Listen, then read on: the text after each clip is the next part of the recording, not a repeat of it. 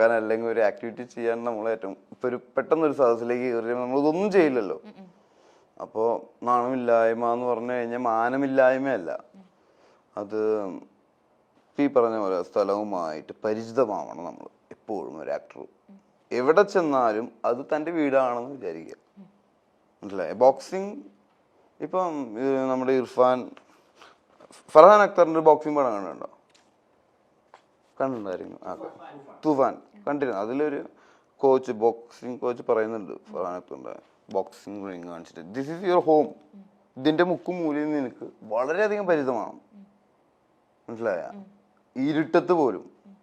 അപ്പൊ നിനക്ക് ഈസി ആവും അത്.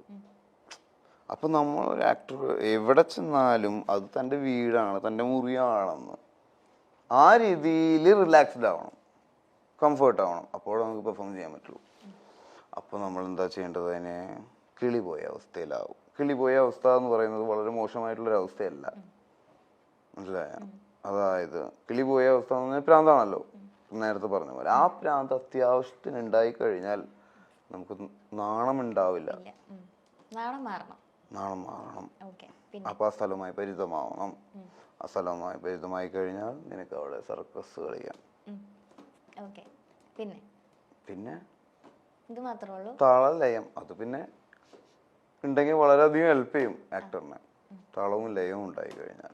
താളവും ലയവും ഇല്ലാത്ത ആക്ടറിനെ നമുക്ക് കാണുമ്പോൾ തന്നെ ഒരു ഫ്ലെക്സിബിലിറ്റി ഇല്ല എന്ന് പറയില്ല നമ്മള്. ചിലവര് നല്ല ഫ്ലെക്സിബിൾ ആണെന്ന് പറയല്ലോ, അതാണ് ഈ താളലയത്തിന്റെ. ചേട്ടൻ ഈ മൂവി ഫീൽഡിലേക്ക് വന്നതിന് മുന്നേ എന്താ ചെയ്തോണ്ടിരുന്നത്? Plus two. ബികോം പഠിച്ചില്ലേ ചേട്ടൻ? ബികോമിന് വെറുതെ പോയി 10-16 പേപ്പർ കിട്ടാണ്ട്. ആണോ? കംപ്ലീറ്റ് ചെയ്തില്ല? കംപ്ലീറ്റ് ചെയ്യാൻ ആകെ 17 പേപ്പർ ഉള്ളൂ ഡിഗ്രിക്ക്. ഒന്ന് ശ്രമിച്ചിരുന്നെങ്കിൽ അതങ്ങ് എഴുതിയെടുത്തുകൂടായിരുന്നു. എന്തിനു വെറുതെ? വേണ്ട, എല്ലാവരും വെറുതെ ഡിഗ്രി പഠിക്കേണ്ട കാര്യമൊന്നുമില്ല. പ്ലസ് ടു വരെയാണ് ബേസിക് പഠനം. അതിനുശേഷം നമ്മൾ എന്താണോ ചെയ്ത് മുന്നോട്ട് പോകാൻ ആഗ്രഹിക്കുന്നത് അതാണ് പഠിക്കേണ്ടത്. പ്രൊഫഷണലായിട്ട് പ്രൊഫഷണൽ സ്റ്റഡീസ് എന്നാ പറയാ ഡിഗ്രീനെ, അല്ലേ? വെറുതെ എല്ലാവരും ഡിഗ്രി ചെയ്യണ്ട. അപ്പൊ കോളേജിൽ പിന്നെ നേരെ സിനിമയിലേക്കാണ്? കോളേജിലല്ല, സ്കൂളിൽ നിന്ന് സിനിമയിലേക്ക് കയറി. അപ്പൊ ചേട്ടൻ പണ്ട് മുതലേ ഉണ്ടായിരുന്നു ഇങ്ങനെ അഭിനയിക്കണം എന്നുള്ളൊരു ആഗ്രഹം? പണ്ട് മുതലല്ലേ ആഗ്രഹങ്ങൾ ഉണ്ടാവുക എന്താവണം എന്നുള്ളത്, അല്ലാതെ ഡിഗ്രിക്ക് എത്തിയിട്ടല്ല ആഗ്രഹം ഉണ്ടാവേണ്ടത്. ഇന്ന് ഇവിടെ ഇങ്ങനെ ഇത്രയും വലിയൊരു ആക്ടറായിട്ട് എത്തി നിൽക്കുന്നൊക്കെ? ഇത്ര വലിയ ആക്ടർ ചേട്ടൻ ഭയങ്കര നല്ല ആക്ടറാ. നിങ്ങൾക്കല്ലേ, എനിക്ക് അത്ര വലിയ ആക്ടറായിട്ട് തോന്നുന്നില്ല. ഇനി എങ്ങനത്തെ ക്യാരക്ടേഴ്സ് ചെയ്യണം? അങ്ങനെയില്ല, എല്ലാ ക്യാരക്ടേഴ്സും ചെയ്യണം, എല്ലാം ചെയ്യണം. ഓക്കെ. ചേട്ടന്റെ അതായത് ഏറ്റവും ഇഷ്ടമുള്ള ഫുഡൊക്കെ എങ്ങനത്തെ? ഫുഡ് ഇൻട്രസ്റ്റിംഗ് അല്ല, ഇഷ്ടമല്ല. എന്നാലും കൂടുതൽ കഴിക്കാൻ ഇഷ്ടമുള്ളത് എന്തൊക്കെയാ? കഴിക്കാൻ അധികം ഇഷ്ടമല്ല. ഫുഡ് ട്രിപ്പർ അല്ല, സമുദ്ര ട്രിപ്പിംഗ്. ഓക്കെ. ഈ സെലിബ്രിറ്റീസ് ഒക്കെ കൂടുതലും ഈ ഡയറ്റും കാര്യങ്ങളൊക്കെ ഫോളോ ചെയ്യുന്ന ആളുകളല്ലേ? ചേട്ടൻ അങ്ങനത്തെ കാര്യങ്ങളൊക്കെ? അതാണ് ഫുഡ് എനിക്ക് താല്പര്യമില്ല, പിന്നെ ഡയറ്റിന്റെ കാര്യം. ഓക്കെ. അപ്പൊ വർക്ക്ഔട്ട് ഒക്കെ എങ്ങനെയാ പോകുന്നത്? അപ്പൊ പിന്നെ അങ്ങനെ വർക്ക്ഔട്ട് ചെയ്യണ്ടല്ലോ. ഓക്കെ. ഈ ഇത്രയും എനർജറ്റിക് ആയിട്ടുള്ള ഒരാൾ ഈ കോവിഡിന്റെ സമയത്തൊക്കെ അടങ്ങിയിരുന്നോ? ഇല്ല. കോവിഡിനെ കൊല്ലാൻ നടക്കുകയായിരുന്നു ഞാൻ രാത്രി. രാത്രി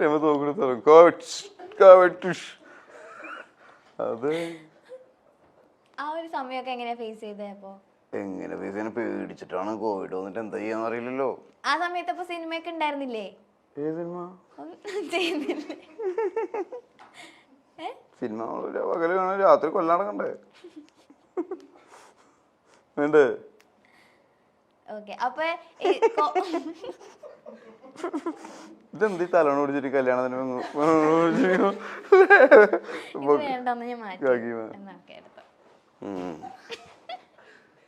അപ്പൊ കോവിഡിന്റെ സമയത്ത് അടങ്ങിയിരുന്നു അല്ലേ? അടങ്ങിയിരുന്നു. എങ്ങനെയാ ഈ കോവിഡിനെ എങ്ങനെയാ ചേട്ടൻ കാണുന്നത്? ആർക്കും കാണാൻ പറ്റില്ല.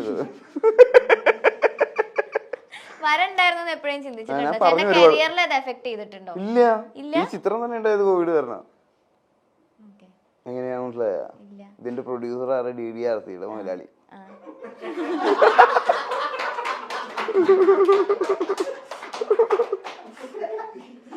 DDRC എന്താണെന്നറിയോ? എന്താണ്?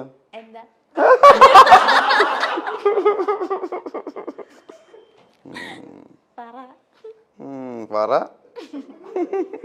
DDRC ലാബുകളിലാണ് കോവിഡ് ടെസ്റ്റുകൾ നടന്നിരുന്നത് 2000 രൂപയ്ക്ക്. അതെനിക്കറിയാം.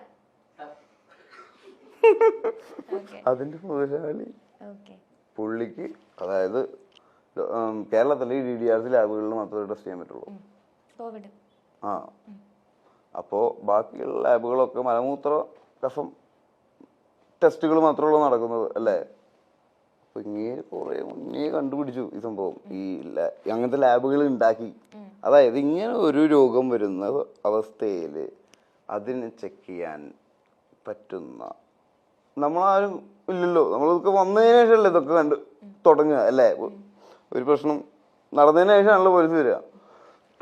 പക്ഷെ ഇങ്ങനെയുള്ള ആളുകൾ, പുള്ളി ഡോക്ടർ എന്ന് പറയുന്നത് കൺസൾട്ടിങ് ഡോക്ടർ അല്ല, പുള്ളി ഹോസ്പിറ്റൽസ് ഉണ്ടാക്കുക, ഇങ്ങനത്തെ ലാബുകൾ ഉണ്ടാക്കുക, അല്ലെങ്കിൽ ഡോക്ടേഴ്സ് യൂണിയൻ അങ്ങനത്തെ ഭാരവാഹി, അല്ലെങ്കിൽ അങ്ങനത്തെ കൃഷിയാണ്. അപ്പോൾ പുള്ളി നേരത്തെ ചില സമയത്ത് നമുക്ക് സംശയം തോന്നും ഇവർ ലാബ് ഉണ്ടാക്കിയിട്ട് കൊറോണനെ ഇറക്കി വിട്ടതാണോ. പക്ഷെ നമ്മളങ്ങനെ ചിന്തിക്കാൻ പാടില്ല. കാരണം എന്താ കാരണം? പക്ഷെ അങ്ങനെ ചെയ്യില്ലല്ലോ. കാരണം നേരത്തെ കണ്ടു കുറച്ച് ടെക്നിക്കലി വെൽ എക്യുപ്ഡായ ലാബുകൾ പുള്ളി ഉണ്ടാക്കി DDRC. ആ ലാബുകളിൽ എത്ര ടെസ്റ്റുകൾ നടന്നു. അവരൊക്കെ കുറച്ചുകൂടെ രക്ഷപ്പെട്ടത് ആ സമയത്താ. ആര് ഈ DDRC പോയോളും. അതെ, ഇത്രയും ആളുകൾ കേറി ഇറങ്ങല്ലേ. അല്ലെങ്കിൽ വല്ലപ്പോഴും ഒന്ന് ടെസ്റ്റ് ചെയ്യാനൊക്കെ അല്ലേ പോവാറുള്ളൂ. എന്ത് DDRC? അതാണ് പറഞ്ഞേ, അത് കാരണം ഈ സിനിമ ഉണ്ടായിരുന്നു. അങ്ങനെ കുറെ കാശ് പുള്ളിയിലേക്ക് എത്തുകയും ആ കാശ് വെച്ച് പുള്ളി മൂവി പ്രൊഡക്ഷനിലേക്ക് ഇറങ്ങുകയും ചെയ്തു. അങ്ങനെ ആദ്യം ചെയ്ത പടമാണ് ഏത് വിചിത്രം. അപ്പൊ കോവിഡിനെ നമസ്കാരം. ഈ കോവിഡ് ടെസ്റ്റ് ഇല്ലേ നമ്മുടെ മൂക്കിന്ന് വായിന്ന്, അത് ചേർന്ന് ഇഷ്ടമായിരുന്നു. എനിക്ക് ഒട്ടും ഇഷ്ടമല്ലേ. അയ്യോ, എനിക്കൊക്കെ ഭയങ്കര ഇഷ്ടം. രാവിലെ ഞാൻ ഉച്ചയ്ക്ക് പിന്നെ രാത്രി കെട്ടിപ്പിടിച്ച് കിടന്നുറങ്ങും.